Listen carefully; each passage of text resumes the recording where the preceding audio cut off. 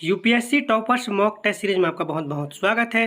तो चलिए आज की मॉक टेस्ट शुरू करते हैं।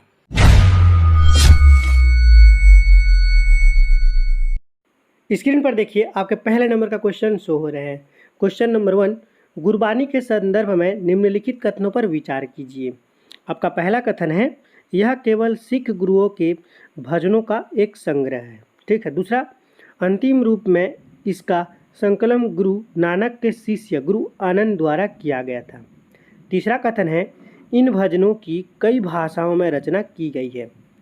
उपयुक्त कथनों में से कौन सा सही है? यहाँ पर आपका ऑप्शन नंबर ए है केवल एक, ऑप्शन नंबर बी है केवल 3, ऑप्शन नंबर सी है 1, 2, 3 सभी, और ऑप्शन नंबर डी है उपयुक्त में से कोई नहीं। अगर आपको इसका आंसर पता है तो जल्दी से जल्दी कमेंट्स कर दीजिए। अगर आपको थोड़ा सा और टाइम चाहिए तो वीडियो को पॉज कर लीजिए। अगर आपको इसका आंसर नहीं पता तो चलिए इस क्वेश्चन की व्याख्या देखते हैं। व्याख्या से पहले एक बात बता दूं, आपको क्वेश्चन को जैसे डिटेल से पढ़ लो। ठीक है। कई बार क्वेश्चन में जो आंसर पहले से ही छुपा होता है। देखिए यहाँ पर पहले क्या पूछा है, यह एक केवल सिख गुरुओं का भजन का संग्रह है। ठीक है या नहीं है पूछा है। ठीक है। तीसरा में क्या है, इन भजनों की कई भाषाओं में रचना की गई है। अब पहला में पूछा है कि भजनों का संग्रह है। ठीक है, ये क्वेश्चन मार्क है। लेकिन तीसरा में क्या बोला है, कंफर्म कर दिया है कि इन भजनों की कई भाषाओं में रचना की गई है। ठीक है। तो इसमें जो पहला कथन है वो तो यहाँ पर सही हो जाता है। यहाँ पे जो क्वेश्चन है इसमें ही आंसर छुपा हुआ होता है। अब चलिए इस क्वेश्चन की व्याख्या करते हैं।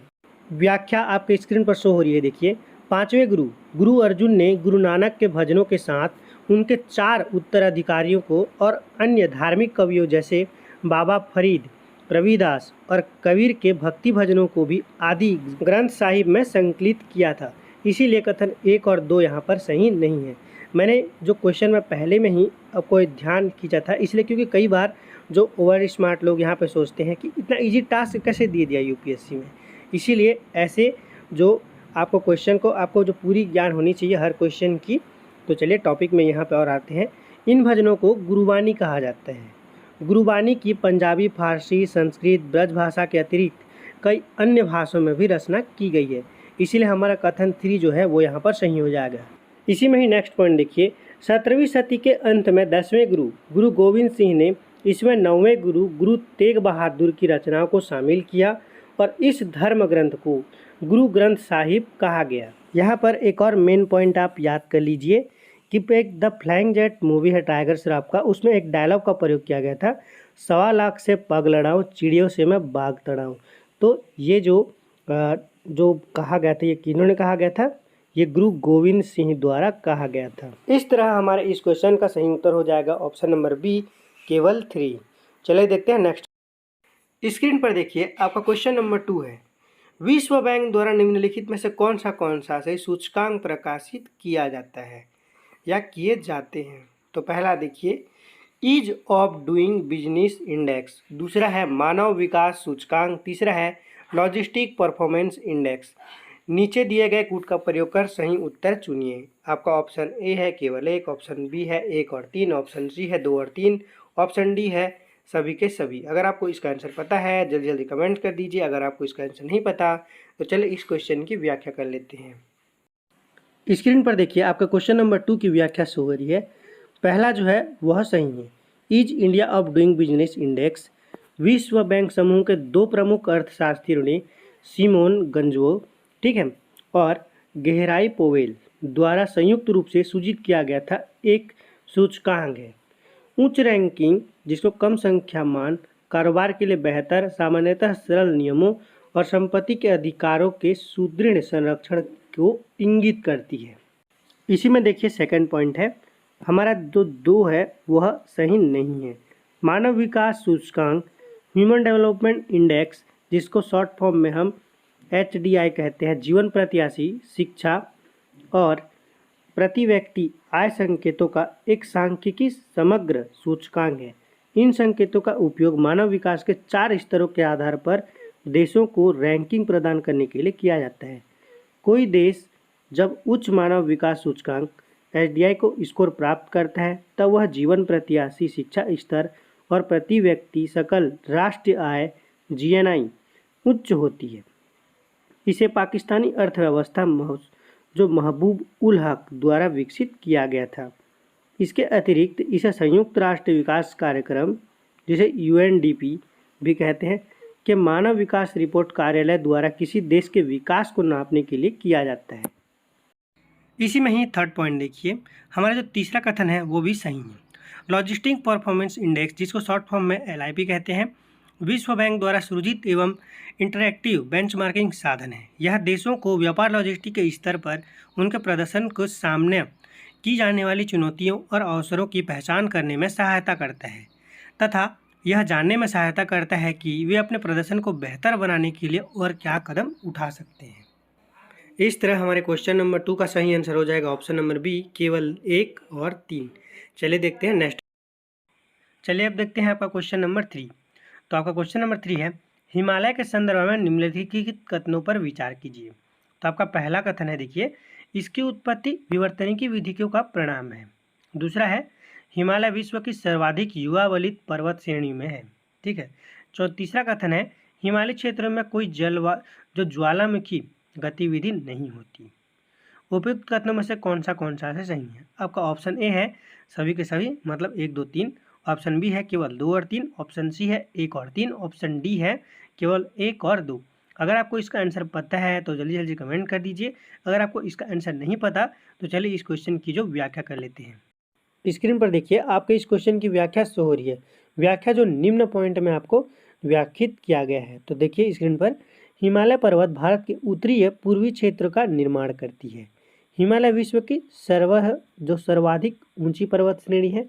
तीसरा पॉइंट, यह पर्वत श्रृंखला पश्चिम से पामीर ग्रंथि से प्रारंभ होती है और पूर्व में पूर्वांचल तक विस्तृत है।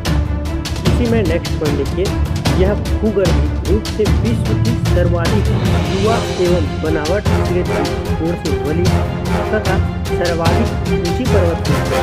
इसलिए जो यहाँ पर कथन वो है वो यहाँ पर सही है। हिमालय विवर्तनिकी बलून क्वेश्चन में देखिए, यह 2 महाद्वीपीय प्लेटों यथा भारतीय प्लेट और यूरेशियन प्लेट के बीच में की एक टक्कर के कारण जो यह निर्मित हुआ है और इसकी ऊंचाई 2400 किलोमीटर की है। इसलिए कथन एक भी है वो जो यहाँ पर सही है। इसी में और कुछ पॉइंट देख लीजिए, इसकी चौड़ाई कश्मीर 600 किलोमीटर और अरुणाचल प्रदेश में 160 किलोमीटर। पश्चिम भाग की अपेक्षा की पूर्वी भाग की ऊंचाई में अधिक विविधता पाई जाती है। प्रमुख विशेष है उत्तम चोटियाँ, गहराई चोटियाँ और इसमें जो झारखंड है और हिम नदियाँ आदि। हिमालयी क्षेत्रों में कोई ज्वालामुखी नहीं है, इसलिए कथन 3 यहाँ पे सही है। इस तरह हमारे इस क्वेश्चन का सही उत्तर हो जाएगा ऑप्शन ए, 1, 2 और 3, मतलब सभी के सही इसका आंसर हो जाएगा। चलिए देखते हैं नेक्स्ट क्वेश्चन।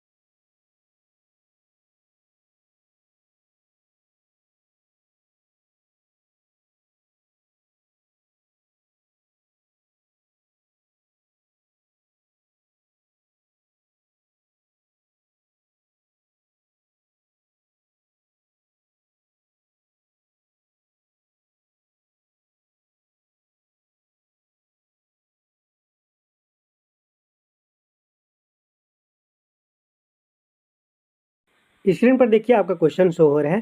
क्वेश्चन नंबर 4, भारतीय संविधान के भाग 3 के तहत निम्नलिखित में से कौन सा से सही मूल अधिकार केवल भारतीय नागरिकों को ही प्राप्त है? पहला, प्रारंभिक शिक्षा का अधिकार। दूसरा, वाक और अभिकृत की स्वतंत्रता का अधिकार। तीसरा, धर्म, मूल वंश, जाति, लिंग या जन्म स्थान के आधार पर विभेद के प्रतिषेध का अधिकार। नीचे दिए गए कूट का प्रयोग कर सही उत्तर चुनिए। आपका ऑप्शन ए है केवल 1 और 2, ऑप्शन बी है केवल 3, ऑप्शन सी है केवल 2 और 3, ऑप्शन डी है इन सभी के सभी।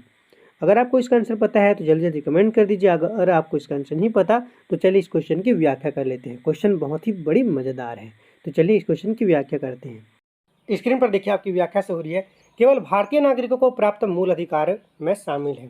केवल भारतीय, यहाँ पे एनआरए की बात नहीं हो रही। धर्म, मूल वंश, जाति, लिंग या जन्म स्थान के आधार पर विभेद का प्रतिषेध अनुच्छेद 15।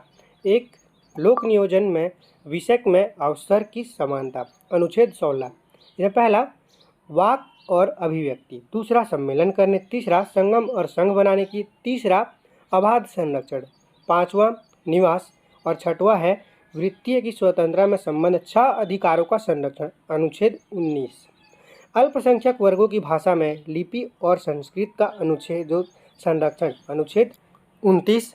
शिक्षा संस्था की स्थापना और उनका प्रशासन करने का अल्पसंख्यक वर्गों का अधिकार अनुच्छेद 30।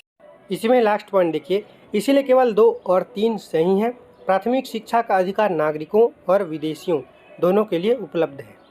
इस तरह हमारे यहाँ पे जो क्वेश्चन 4 का सही उत्तर हो जाएगा ऑप्शन नंबर सी, 2 और 3। चलिए देखते हैं। स्क्रीन पर देखिए आपके क्वेश्चन नंबर 5 शो हो रही है, जो बहुत ज़्यादा इंटरेस्टिंग है। स्वतंत्र भारत 1947 के प्रथम मंत्रिमंडल के सदस्यों और उनके द्वारा धारित विभागों के बारे में निम्नलिखित युग्मों का विचार कीजिए। तो यहाँ पर देखिए, प्रथम मंत्रिमंडल के सदस्य, पहला जवाहरलाल नेहरू, दूसरा मौलाना अब्दुल कलाम आज़ाद, तीसरा वल्लभ भाई पटेल। और धारित विभाग क्या है? यहाँ पर वैज्ञानिक अनुसंधान, शिक्षा, सूचना और प्रसार। उपयुक्त युग्मों में से कौन सा से सही है? तो यहाँ पे आपका ऑप्शन है केवल 1 और 3, केवल 2 और 3, ऑप्शन बी है केवल 1 और 2, ऑप्शन सी है सभी के सभी, और ऑप्शन डी है केवल 1। अगर आपको इसका आंसर पता है जल्दी से कमेंट्स कर दीजिए। अगर आपको इसका आंसर नहीं पता तो चलिए इस क्वेश्चन की व्याख्या कर लेते हैं। स्क्रीन पर देखिए आपको इस क्वेश्चन की व्याख्या से हो रही है। इससे रिलेटेड बहुत बार यूपीएससी में क्वेश्चन पूछा गया, तो बहुत ही ज़्यादा इंपॉर्टेंट क्वेश्चन है। स्वतंत्र भारत 1947 के प्रथम मंत्रिमंडल के सदस्य और उनके द्वारा धारित किए हुए विभाग निम्नलिखित है। जवाहरलाल नेहरू प्रधानमंत्री, विदेश मंत्रालय और राष्ट्रीय मंडल संबंध, वैज्ञानिक अनुसंधान।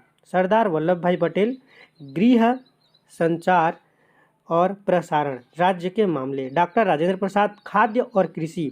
मौलाना अब्दुल कलाम आज़ाद शिक्षा। डॉक्टर जॉन मलाई रेलवे और परिवहन। सरदार बलदेव सिंह रक्षा। इसीलिए सभी युग्म यहाँ पर सही हो जाएंगे। मिलते हैं नेक्स्ट क्वेश्चन पर। अगर अभी तक आपने हमारे चैनल को सब्सक्राइब नहीं किया है तो टॉपर आईएएस को सब्सक्राइब कर लीजिए और हमारे टेलीग्राम चैनल को भी जल्दी से जल्दी ज्वाइन कर लीजिए। ज्वाइन करने के लिए किसी भी वीडियो में जाइए और उसके डिस्क्रिप्शन पे आप देखिए, डिस्क्रिप्शन पे आपको हमारी लिंक मिल जाएगी। मिलते हैं नेक्स्ट वीडियो में।